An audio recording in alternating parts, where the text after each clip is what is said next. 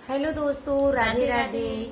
हमारे YouTube channel में आप लोग का स्वागत है। दोस्तों आइए आप लोग को सुनाते हैं बहुत ही मन भावन कजरी गीत। अगर आप लोग को पसंद आए तो प्लीज आप लोग कमेंट में जरूर बताइएगा और आप लोग अपना आशीर्वाद हम पर बनाइए। दोस्तों आइए आप लोग को सुनाते हैं बहुत ही प्यारा कजरी गीत। जनक बगिया में फूल के बहार बा, क्यों न तोड़वार बाना। जनक बगिया में फूल के बहार बा, क्यों न तोड़वार बाना।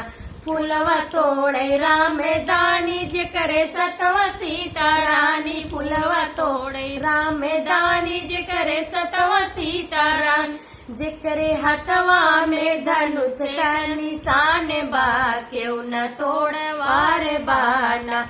जेकरे हथवा में धनुष का निशान बा, क्यों न तोड़वार बाना। जनक बगिया में फूल के बहार बा, क्यों न तोड़वार बाना। जनक बगिया में फूल के बहार बा, क्यों न तोड़वार बाना।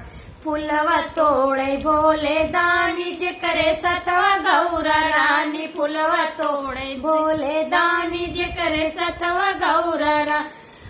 जेकरे हथवा में डमरू निशान बा, क्यों न तोड़वार बाना। जेकरे हथवा में डमरू निशान बा, क्यों न तोड़वार बाना। जनक बगिया में फूल के बहार बा, क्यों न तोड़वार बाना। जनक बगिया में फूल के बहार बा, क्यों न तोड़वार बाना।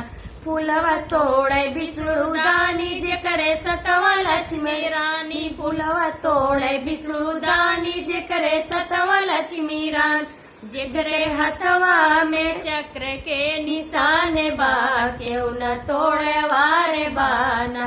जेकरे हथवा में चक्र के निशान बा, क्यों न तोड़वार बाना। जनक बगिया में फूल के बहार बा, क्यों न तोड़वार बाना। जनक बगिया में फूल के बहार बा, क्यों न तोड़वार बाना। तो दोस्तों अगर आप लोग को यह प्यारा सा कजरी गीत पसंद आए तो प्लीज आप लोग कमेंट में जरूर बताइएगा। जय श्री कृष्ण, राधे राधे।